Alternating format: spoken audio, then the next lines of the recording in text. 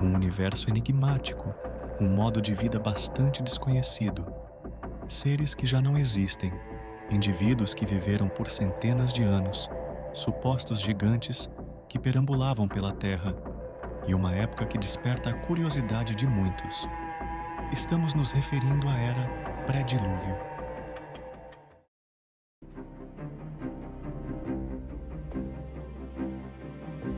Os primeiros capítulos do livro de Gênesis registram esse período na Bíblia. Segundo o texto sagrado, na era pré-diluviana, a civilização humana atingiu notáveis conquistas, mas também cultivou uma cultura marcada pelo pecado. Como era a vida das pessoas naquele tempo? Quais eram suas atividades? O que teria ocorrido no mundo antes do grande dilúvio? Abordaremos essas questões a partir de agora neste vídeo.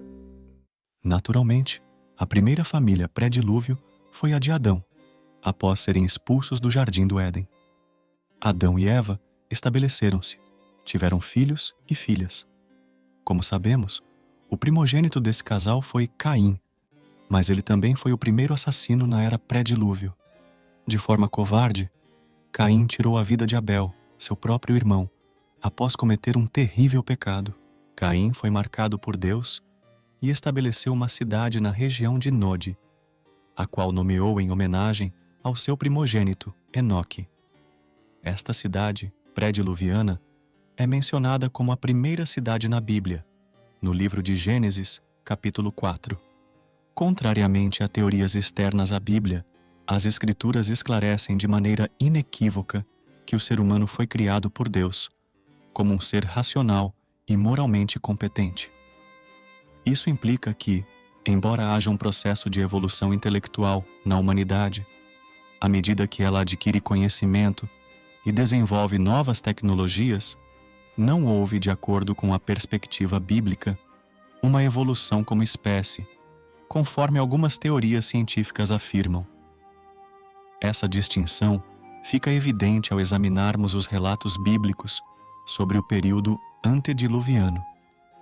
Como já mencionado, Caim, o primeiro humano a nascer, demonstrou maturidade suficiente para fundar uma cidade, e seus descendentes foram responsáveis por notáveis inovações, exemplificadas por Jabal, Jubal e Tubal-Caim.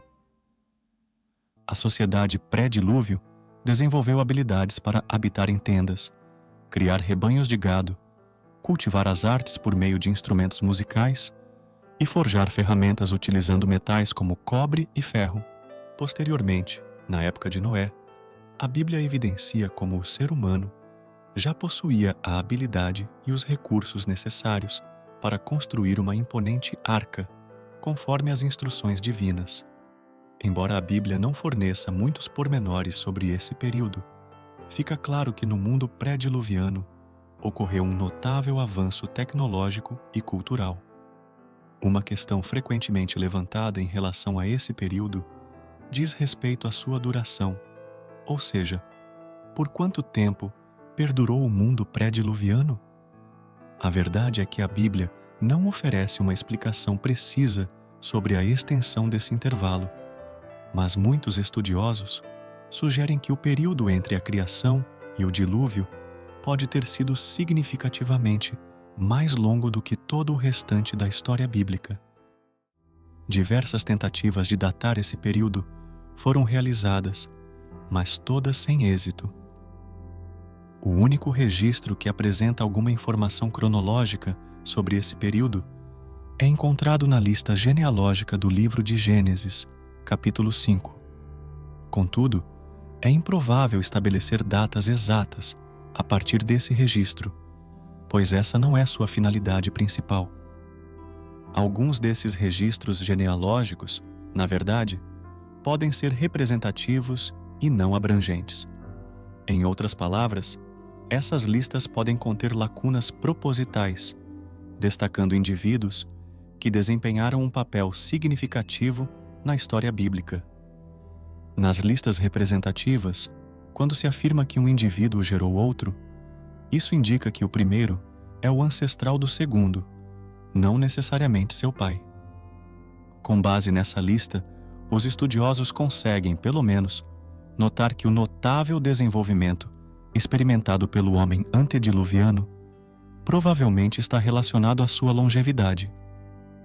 Naquele período, havia apenas uma língua, e Deus permitia que as pessoas vivessem centenas de anos.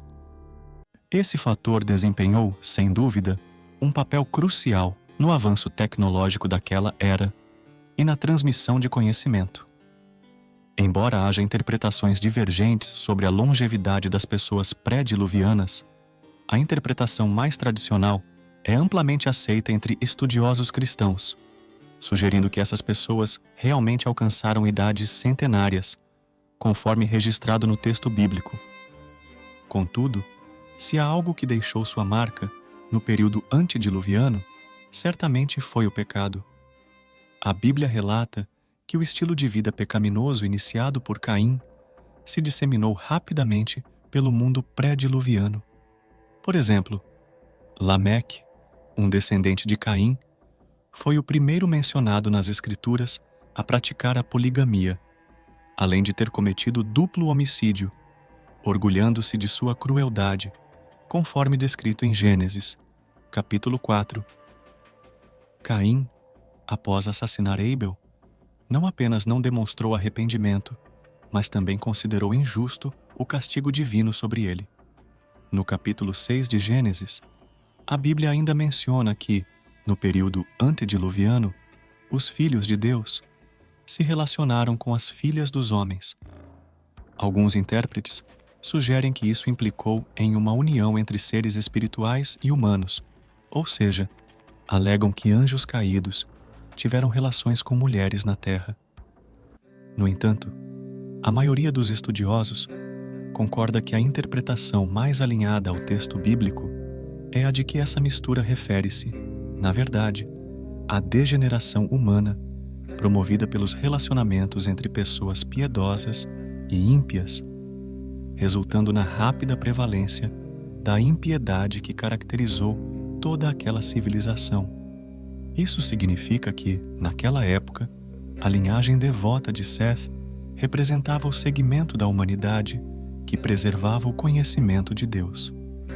No entanto, com o passar do tempo, essa linhagem se mesclou com a linhagem corrupta de Caim, e a decadência espiritual atingiu um ponto insustentável. A partir dessa mistura, surgiram os Nefilins, que eram homens valentes e renomados na antiguidade. No entanto, durante o período antediluviano, também existiram indivíduos verdadeiramente comprometidos com o Senhor. Abel, por exemplo, foi o primeiro mártir e continuou sendo lembrado como um exemplo de fé até os tempos do Novo Testamento. Enoque foi outro que desfrutou de uma relação tão íntima com Deus que foi trasladado, evitando experimentar a morte. Por fim, durante esse período, Noé nasceu, cresceu e se desenvolveu como ser humano. Contudo, a Bíblia relata que nos anos finais do período antediluviano, Noé foi uma rara exceção, permanecendo fiel ao Senhor. O texto bíblico afirma que a família de Noé foi a única poupada quando a paciência de Deus considerou intolerável a condição generalizada de depravação daquela civilização. E dessa maneira, o período pré-diluviano chegou ao seu desfecho com a manifestação da ira divina e a aniquilação da terra. A situação havia atingido um grau de complexidade extrema. A maldade atingira níveis tão elevados que o escritor bíblico expressa o descontentamento divino com a humanidade por meio da ideia de arrependimento, afirmando que Deus se arrependeu de ter criado o ser humano. Tudo o que ocorreu naquele período serve como um alerta para nós. Isso ocorre porque o próprio Senhor Jesus Cristo afirmou que nos últimos dias desta era, o estilo de vida pré-diluviano se repetirá. Cada pessoa viverá conforme sua própria vontade e desejos, entregando-se a festas e relacionamentos. Assim como na geração pré-dilúvio, as pessoas só perceberão a realidade quando o juízo divino for desencadeado, sem oportunidade para retroceder. E você? O que pensa sobre o mundo pré-dilúvio? Deixe sua reflexão nos comentários. E se você deseja se aprofundar na Palavra de Deus de forma didática e prática, utilizando apenas seu celular, tablet ou computador, acesse o link que está na descrição e no primeiro comentário fixado e aproveite essa oportunidade.